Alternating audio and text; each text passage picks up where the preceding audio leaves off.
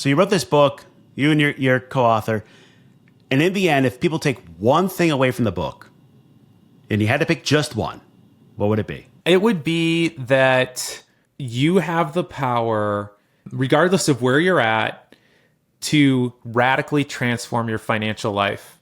And if you feel like, if you're wondering if that's true or if you're questioning that, then I think it's more about mindset than anything, because the strategies are there for you and you don't even have to dig around that much to find them. But the thing that needs to flip on in your brain is like, I can make it better for my life for myself financially.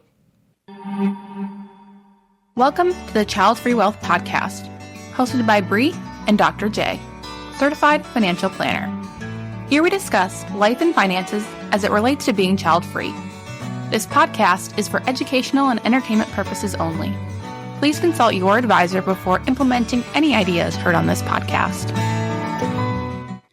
Hey, Childfree Wealth listeners. Today, I'm going to geek out with Dr. Brad Klontz, who, okay, he is the guy around financial psychology, financial planning, behavioral finance. He's got like 8 books on this. I've read all of them pretty much cover to cover. But he's been looking on a lot of stuff we talk about around mental models, the way you think about money. And he's got a new book out. And he's going to talk about what he calls 21 harsh truths that you need to think about in order to start thinking rich. And we're going to kind of pick them apart. And I already warned him, we're going to see if they all kind of test true for child-free people. They're kind of generic, how that fits, and go from there. But Dr. Brad, good to have you on the show. Your bio is like pages long, so I apologize I didn't read it all. But what's the one thing people should know about you? Never mind the book. Oh, that's a good question. So I am a clinical psychologist. I share many designations you have, including CFP practitioner. My focus really has been on trying to understand the psychology of wealth, essentially because I grew up lower income. And I saw a very clear pattern as a child, where having money seemed to help improve your life. And I was very curious about why my family didn't have any money, hardworking, smart people. And so I think from an early age, I got really curious around how can somebody go from a lower income experience to a higher income, higher net worth experience. And then I later translated that into a profession. That's fair. And, you lay out broke versus poor. I grew up broke. I feel you. I don't think I was as mindful about it. I probably just made more of the mistakes and learned from those. But I hear you. And the book starts off, and you really start off like not pulling punches. You start by saying, chapter 1's being poor sucks, and chapter 2 is only poor people think the system's rigged. Like, you come out swinging. I mean, there are people that will challenge that and say, hey, it's the system or privilege or all that. I mean, how do you dive in there? Well, I usually blame my co-author for any controversy that might come my way. But he's not here now, so I'll have to take responsibility for my chapter titles. But we really do define the difference between broke and poor. And so a lot of the chapters you'll see seem somewhat insulting towards, quote, poor people. But, I was poor. It really is meant from a place of love, quite honestly. And we distinguish between broke and poor. So broke means you have no money. Poor is a mindset. And we want to snap people out of the poor mindset, because a poor mindset will keep you broke forever. And if you've been poor or broke, you know that it sucks. So I don't really need to convince you on that. The interesting thing about that chapter is it seems like people will present the idea that, there really is no association between money and happiness. And we're just bringing to light some of the more recent research, which shows what most people actually already believe internally, which is that actually it does improve your life and it does make your life better. Of course, it depends on how you spend money. And we can all think of examples of miserable rich people and happy broke people. But in general, having money helps you have a better experience of life. The chapter you mentioned on only poor people think the system is rigged. Really, what we're trying to get at there is this idea that it's all rigged against you and that success is impossible because there are people pulling the strings, have the levers of power, and they are designed to keep you broke. This is the mindset I grew up with, frankly, growing up lower income. And you did mention privilege. There's all sorts of privilege that I think are really important to acknowledge, including gender and race and anything that puts you in the dominant group in the United States. Socioeconomic status also can be a privilege if you're growing up upper middle class, et cetera. Of course, you have access to better things and better opportunities. We're not diminishing any of that. But what we are saying is that the mindset that it's rigged and therefore there's nothing I can do about it is just a mindset that is very, very self-destructive. And I would acknowledge, if you were my client, that you have faced unfairness, almost certainly. And I'd want to move past it and say, how can we look at this in a way that is going to be more effective for you? And so the reframe we talk about in that chapter is actually it's a game. And so the question I have for you, before you think that the entire system is rigged against you, do you know the game? Do you know how to play the game?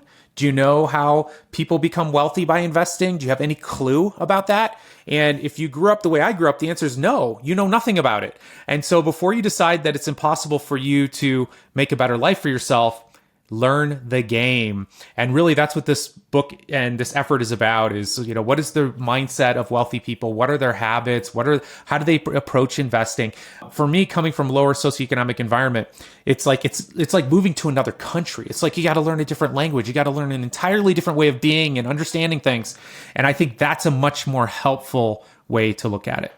I think it is. And there are those who believe, you look in the management titles, management discussions, like, hey, if you were born on the quote unquote wrong side of the tracks, forever you're stuck there. And it's like, no, you have to learn a different set. I remember I actually worked at Yale for a while, and one of my managers there said, the language you use is not right. And I'm like, what do you mean? I would say 100K instead of 100,000. And she's like, no, we just don't use that. And I'm like, what do you care? What? But it is, you have to figure out the language, the system, the game, the structure. I mean, you're calling out here. Well, later on you have a chapter that says it's not your fault if you're born poor, but it's your fault if you die poor. So you're kind of putting a lot of that on the people themselves and saying it's on them. Yes, and it's actually because I love you. That's why I'm saying this to you. And so I have plenty of books out there that, first of all, look, I'm a therapist. I love you. The struggle is real. Trauma matters. People are born in really unfair circumstances. Childhood abuse, all of it is just really profound, and it really has a profound impact on you. And eventually, as part of the treatment process, after processing the grief and the frustration and the anger around recognizing how unfair this is and how much easier other people had it and how terrible that is. Just thinking outside of the US, like being born in the US, that's not fair. You have such an incredible advantage. Being born at this time in history, there's nothing fair about that. And then, of course, on the side of having minority status in any of the categories, religion, sexual orientation, there's a bunch of categories.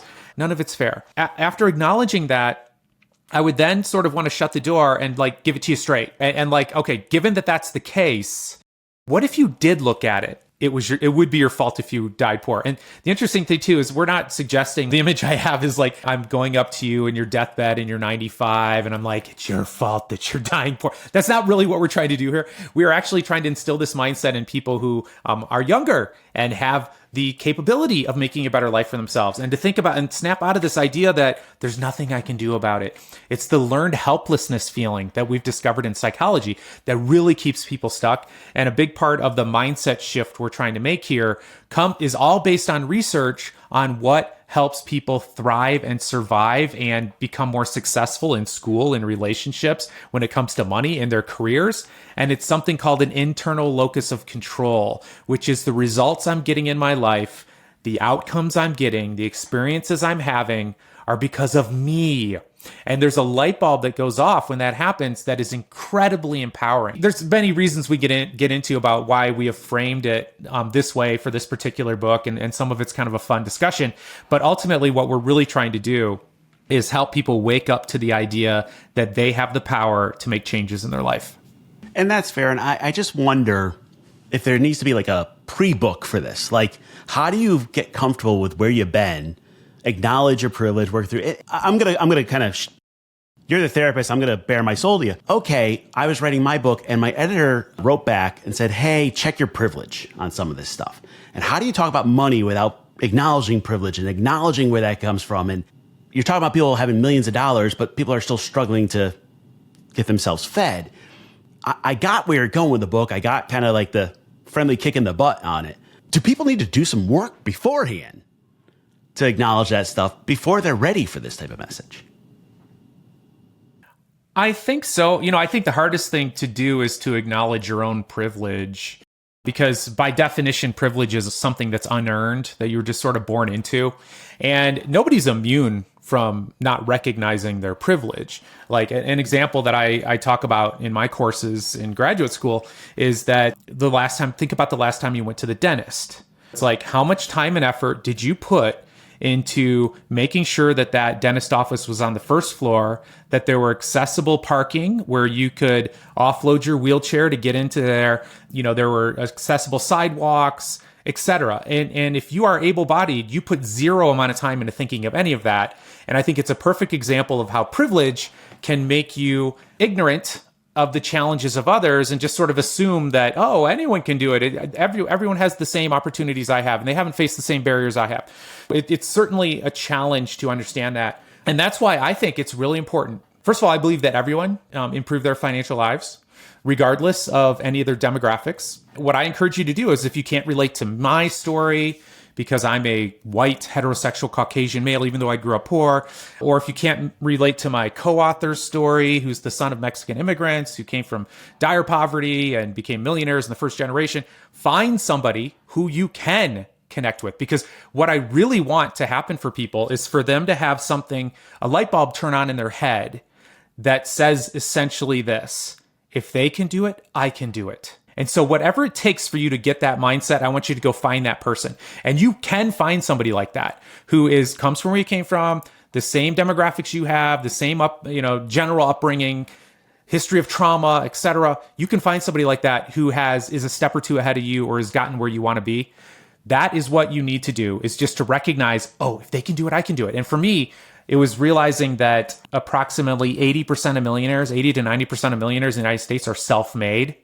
And for me, I was like, whoa, because I grew up thinking the game was rigged, thinking it takes money to make money, thinking you got to be born rich to be rich, thinking that it's this closed club. All the people in power and all the politicians aren't going to let us have it because they want us to be working for them and be worker bees who don't I believed all that. And then when I saw that statistic, I was like, oh my gosh, well, if they can do it, I can do it. And essentially, if you can have that light bulb switch on for you, I feel like that is the biggest, most profound, most important awareness you need to have, because it opens the door for a whole world of opportunity in looking at, well, if they can do it, I can do it. So how did they do it? What do I need to learn?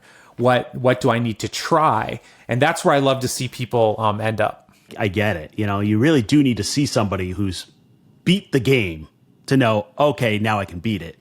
And then they hopefully can tell you, here are the rules, which is really what you're laying out. Let's be honest of that. Our particular people have some trouble because we are the 25% of the U.S. that are child-free or permanently childless, meaning we never have kids in our life.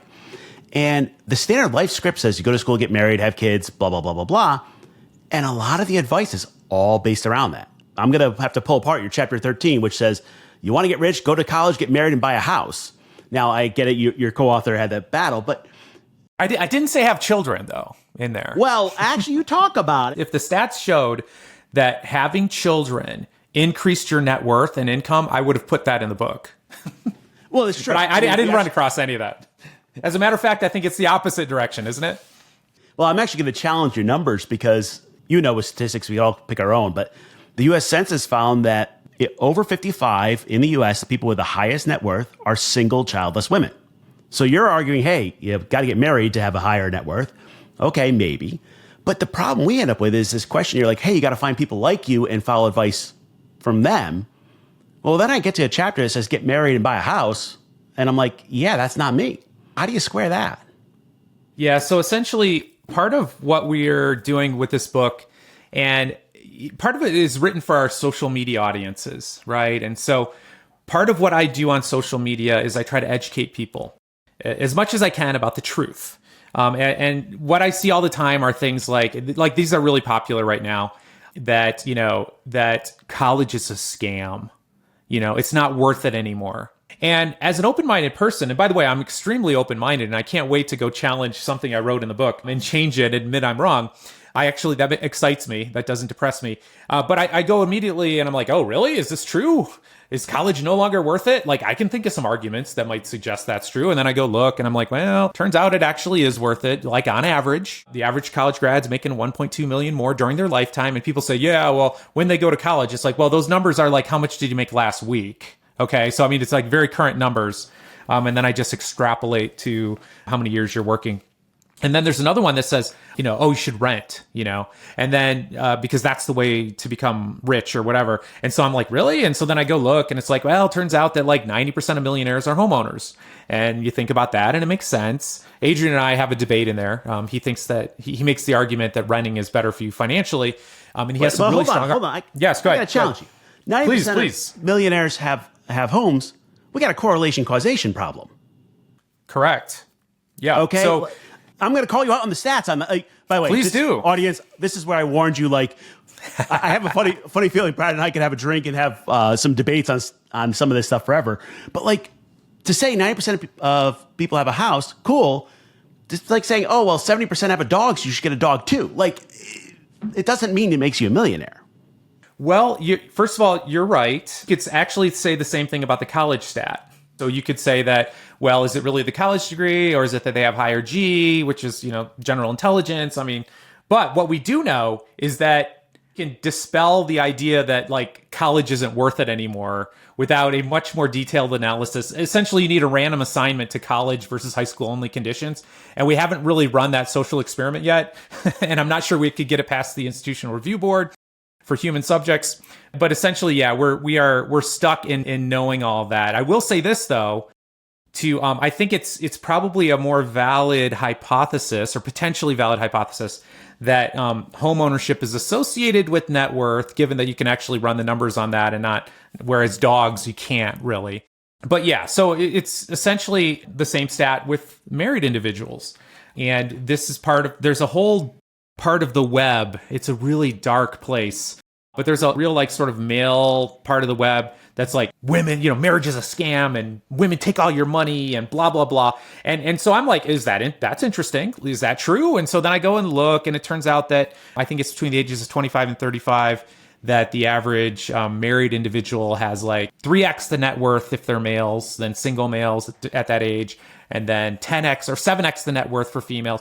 And so what we're trying to do here is just sort of first look into this and dispel any myths that arise. And again, do they have a higher net worth because of, we're not exactly sure why. That's just a pattern we've seen. And we also say, by the way, at the end of that chapter, that none of this may apply to you. So for example, on the college stat, we list out the 10 like lowest paying majors. And the bottom line is, just getting, quote, a college degree, even though the average one leads to a much higher income over the course of your lifetime, you can pick terrible college degrees that will actually make you make less given the debt that you're going to take on than a high school only degree. The devil's in the details, of course, but that chapter was at least an effort on our part to dispel some of these viral myths that are going on right now on social media.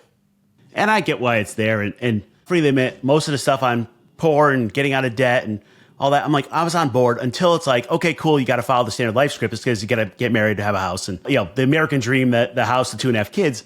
Okay, cool. If we're going to go by the math, you're 100% right. Probably shouldn't have kids.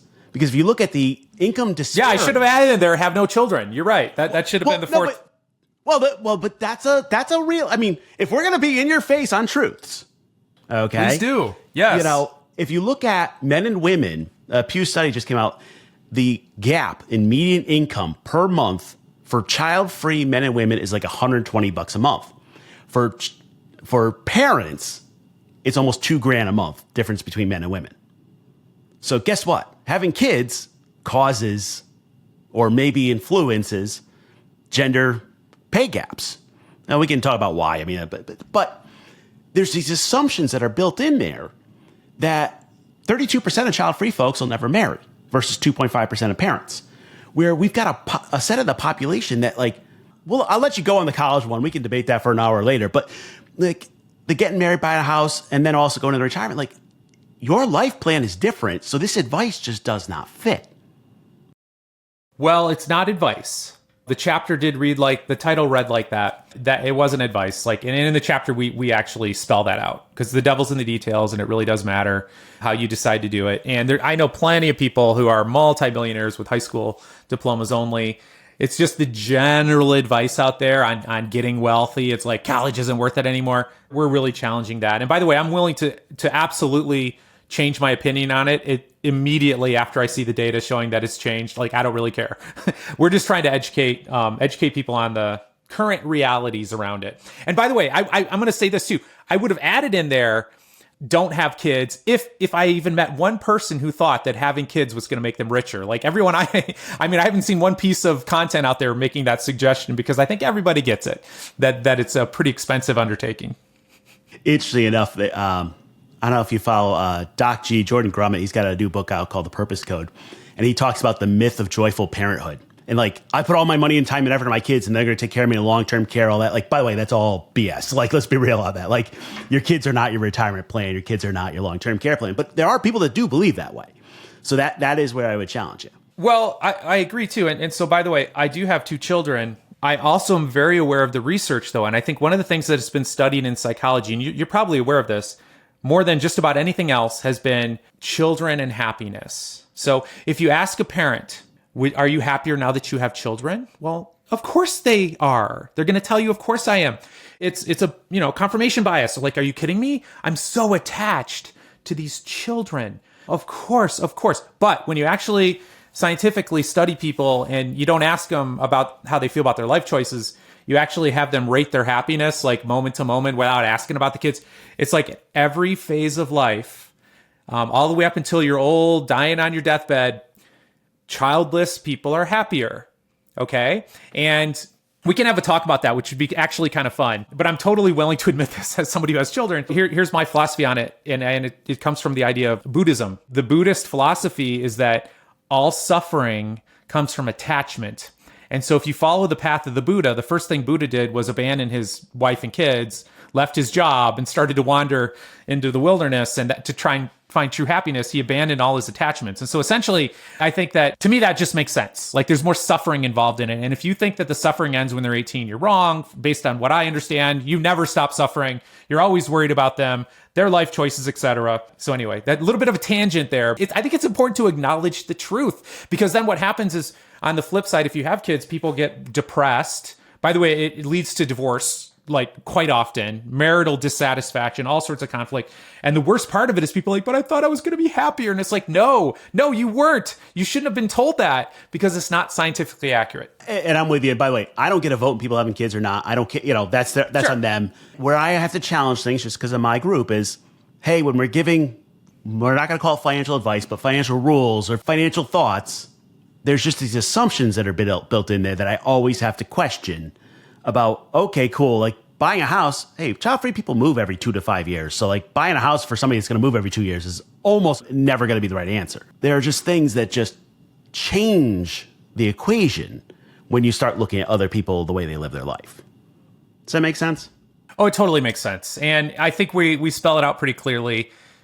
We are talking about correlation, and, even though that 90% of millionaires own their own homes, does not mean that you can't be a millionaire or even richer than most millionaires by renting. And we make that explicit. It is sort of like a forced savings account for many people too. Like one of the arguments on the spreadsheet is, if you rent and you don't have all the phantom costs and you invest that money instead, well, most people don't invest it instead. I think that's why it ends up being correlated with wealth. And by the way, for everybody listening, I had to pick on this issue anyway because I was going to, but interestingly enough, Brad and Adrian like almost fight about this in the, here's my take and which is the right way. Like, you're addressing it right, but it is one of those, like, I just think there's these stories we tell each other or tell ourselves, which are really most of what you're talking about in this book.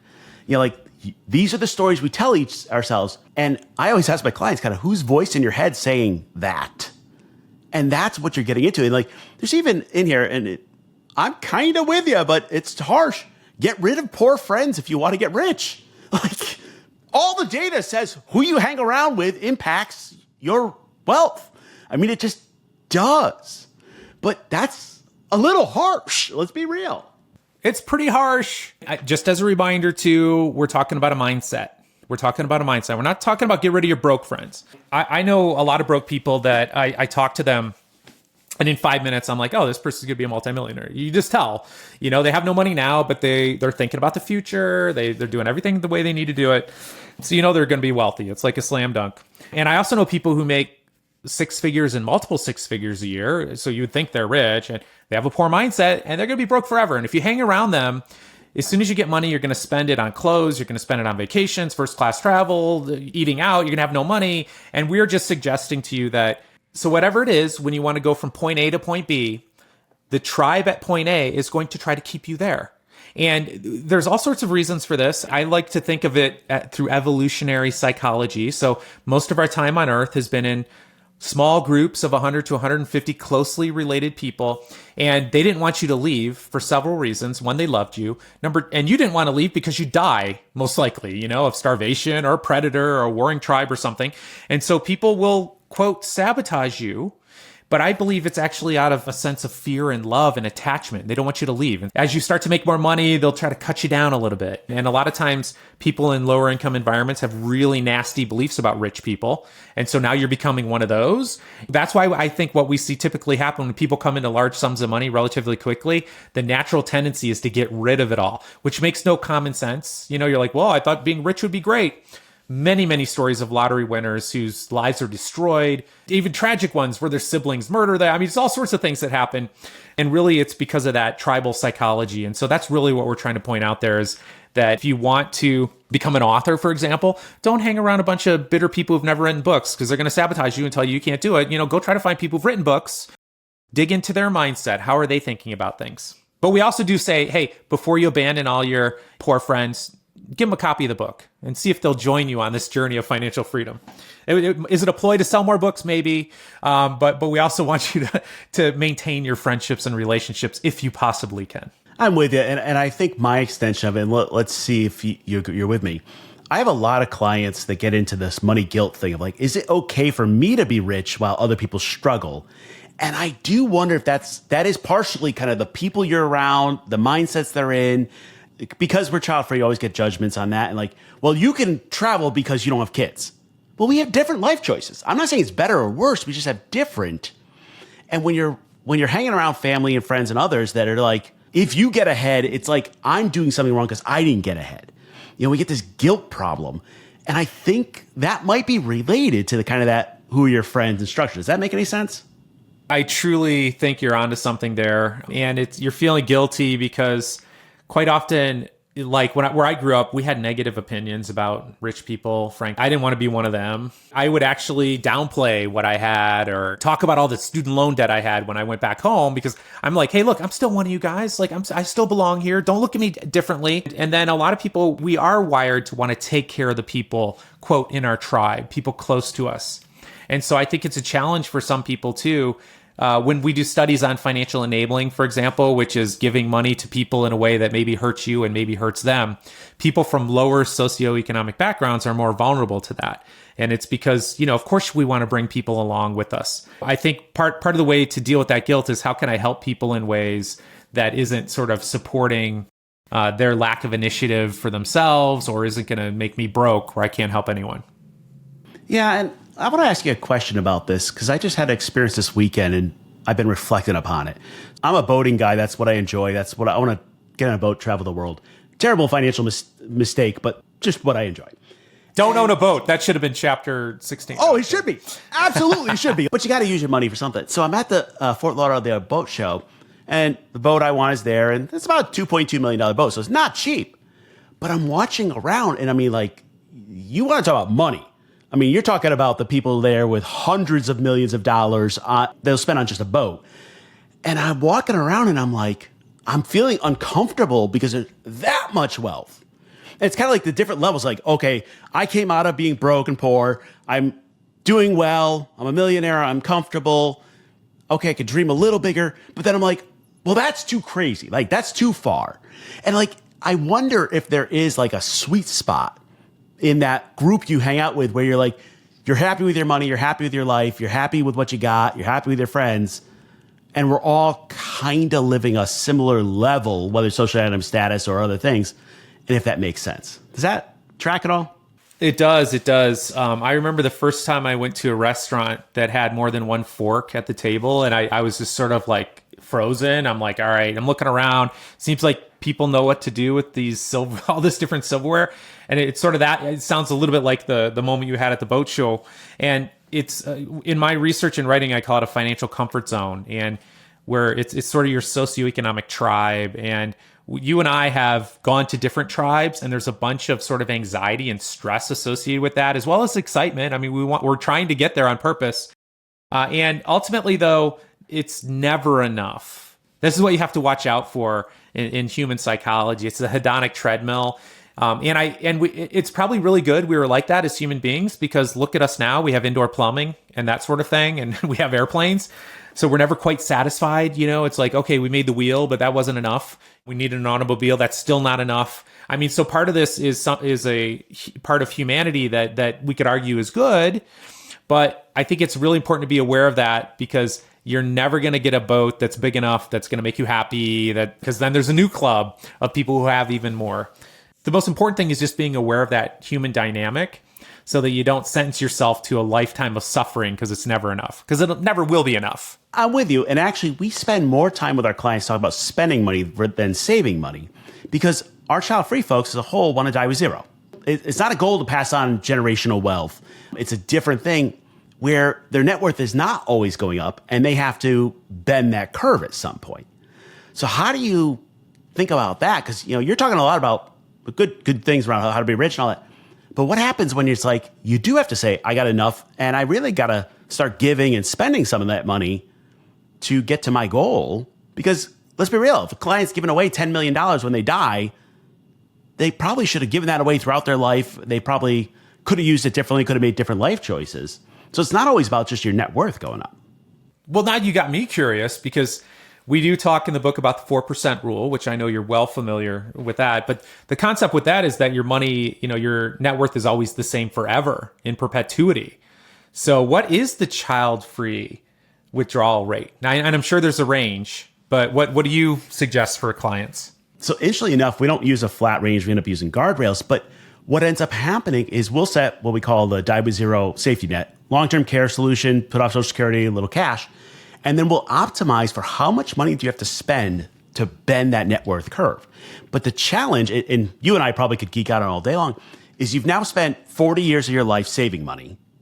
And now I got to teach you in the next 40 how to spend it. I got clients with $10 million that are still cutting coupons. And I'm like, unless it gets you joy, and first of all, there's an app now for that. Like, you don't have to literally cut out coupons. But like, you have to start doing it, where the 4% rule, you're right. The goal is to save your nest egg. We're trying to spend it down, and you have to almost flip most of your rules in here. Sure. To change that. Yeah, it's totally true. And in the studies that I've done on beliefs around money, it's the money vigilant scripts. It's this belief that it's important to save for a rainy day, and which is great, but you get into the level of anxiety also. Like, I'd be a nervous wreck if I didn't have money saved. Yeah, and money is to be saved and not spent. It's like this real sort of anxiety-ridden relationship with money. And what's fascinating is those are the people who end up wealthy, because they have a future orientation, and it's actually one of a little pessimism. Some of it's optimism too, like I want to have a better life, but some of it's like, oh, I don't want to be poor. That's built in there. And so that is associated. So a lot of the clients that you work with, I work with ultra high net worth people, that's their mindset. That's the self-made millionaire mindset too. It's like they're frugal. We do talk about that in this book too. Adrian, his parents were like that, but he's not like that. He's much more comfortable spending more than I am. But I do believe that that's part of the journey is, money should be saved and invested, yes, and it also should be spent. And you should allow yourself joy in spending. I mean, what's the point? And yeah, so it's a tragic thing for me when I see people who have worked so hard not be able to enjoy their lives later on. At least from my perspective, it doesn't look like it's very fun, because they're so anxious about not having enough. The irony is, like, for most Americans, I'm trying to instill more anxiety for them, frankly. Like, you need to be thinking about the future. But I think it really comes down to a balance. It really comes down to a balance. Yeah, I'm with you. And it really messes with our clients. We're like, okay, cool, your savings rate's great, but what's your spending rate? And they're like, but, and I'm like, or giving, The way my wife and I say it is, if our nephews, they get what's left over. If they get 10 grand or 100 grand, that's fine. If they get $1 million when we die, that's a problem. Because if we're 90 and they're 60, the likelihood they're going to need that money is not going to be great. We probably should have given it to them earlier. We should have given it to our charities. We should have enjoyed it. But I don't know. But I have to ask you, so for the audience, we are recording this on Election Day, all right? And I can't record this on Election Day without, Chapter 16 is, your political party doesn't give a shit about you. Like, I happen to agree with you, but like, you can't get out of a recording on Election Day without talking about that one. Without backing that one up. So this is some of this is a personal reflection too. Like, so we both mentioned how we grew up. Okay. And I remember hearing conversations about how this political party is going to help us. They're going to help the poor people because this party is for the rich people, etc. And just as part of this book too, I went back and I looked at poverty rates in the US during my entire lifetime. And by the way, they haven't changed at all. So they're the exact same percentage, which made me think, so I was trying to challenge this assumption. Like I had this belief that your political party doesn't give a shit about you. And so I wanted to actually test it. And it's like, yeah, sure enough, they don't. The reason that I thought it was really important is because we also talk in that chapter about how your company doesn't give a shit about you. Your boss doesn't give a shit about you. Your company doesn't give a shit about your boss. And the idea here is that none of these people are going to save you. Okay. None of them are going to save you. If you believe that, we see this happen a lot, well, more often, frankly, with women who seem to be, studies show they're more comfortable with being financially dependent on men. What a terrible way to gamble. I mean, because women are the ones who are the highest rates of poverty in older adulthood because, a man's not going to save you. A woman's not going to save you. The government's not going to save you. Politicians aren't going to save you. Your company's not going to save you. Essentially, and by the way, too, it used to not be the case. It used to be that your company would actually take care of you. What's so fascinating when you look at this historically is the tribe took care of you, okay? And then when society expanded, those responsibilities for taking care of you as you aged got pushed off to the larger society. So for example, in my lifetime, it was Social Security. They're going to take care of you. My grandfather had a pension from GM and he had Social Security. And when he died, Social Security was there for my grandma and she got part of that pension too. And she was living in a trailer park, but everything was taken care of. Okay. The government was taking care of her. The corporation was going to take care of her. All that has changed. It's all changed. We got to sound the alarm. Companies don't do that anymore. They have offloaded the responsibility of taking care of you in retirement to you. And it used to be like pensions, and now it's defined contributions, which essentially means you're on your own, baby. And nobody got a postcard in the mail that said, hey, as of this date, your company's no longer going to take care of you, and don't count on Social Security. I mean, we hear this all the time, right? Is it going to be there when I need it? I don't know that it will. I'm not counting on it. And so ultimately that chapter is designed to be an alarm bell. None of these people are going to take care of you. If you want financial freedom, you're going to have to do it for yourself. So you're going to have to think about, how am I going to take action now so that I have enough money when I eventually stop working or something happens to me? Yeah, I think the one that's most acute from a financial standpoint in my work is this question of long-term care. Who's going to pay for your long-term care, Medicaid, all this? I'm like, and people are like, the government has to fix this. I'm like, they won't. It's not going to happen. You have to figure out your plan and your money to do this. And since we don't have next of kin to watch out for us, you really are on your own. And people are like, well, I'm hoping better minds, they get along. And I'm like, listen, the odds that they're going to care more about you 30 years from now than they care about you now are zero. I mean, I don't have a statistic for it, but I don't think I'm far off. Is that fair? I think so. Well, and you said it, the government's going to have to do it.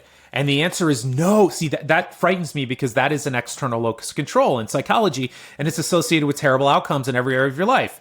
It's like, I have an unhappy marriage. It's because my wife needs to change. It's like, well, good luck with that one. That's not going to go so well for you. And it's not going to go so well for you counting on everyone else to take care of you, even though it, quote, should be that way, because that's really how it's been in 99% of our time on Earth. I will say this, though. Many tribes, as you started to limp along in the back and weren't following up, someone would sneak around and hit you over the head. It's like how you were being taken care of is also can be argued there along the way. But the bottom line is you're going to have to do it yourself. That's the mindset that I think it's important for people to grasp, and frankly, as early as possible, so they can just take some very simple steps to make sure they're taken care of.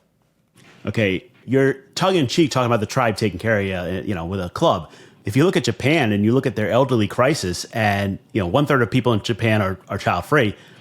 What politicians are like, hey, the elderly should do the honorable thing and commit seppuku and like off themselves. So like, you're not really like it hasn't changed that much. Let's be real. I'm sure you're right. I'm married. Now you got me worried. I'm married to a Japanese woman, so now I'm going to have to sleep with one eye open as I get older.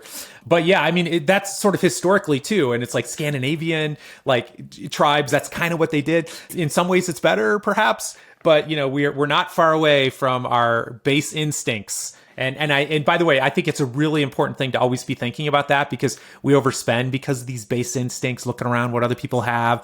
We make all sorts of terrible investment decisions based on our animal brain. So to think we're immune to it is probably what's most dangerous, frankly. I'm with you. I'm going to make you pick your favorite. So you wrote this book, you and your co-author. And in the end, if people take one thing away from the book and you had to pick just one, what would it be? It would be that you have the power, regardless of where you're at, to radically transform your financial life. And if you feel like, if you're wondering if that's true or if you're questioning that, then I think it's more about mindset than anything, because the strategies are there for you and you don't even have to dig around that much to find them. But the thing that needs to flip on in your brain is like, I can make it better for my life for myself financially. I'm with you. I was going to geek out and call it the internal versus external locus of control and just sum it up that way. But that's what you're talking about. Like, that are the basics. So where do they find the book? Where do they find you?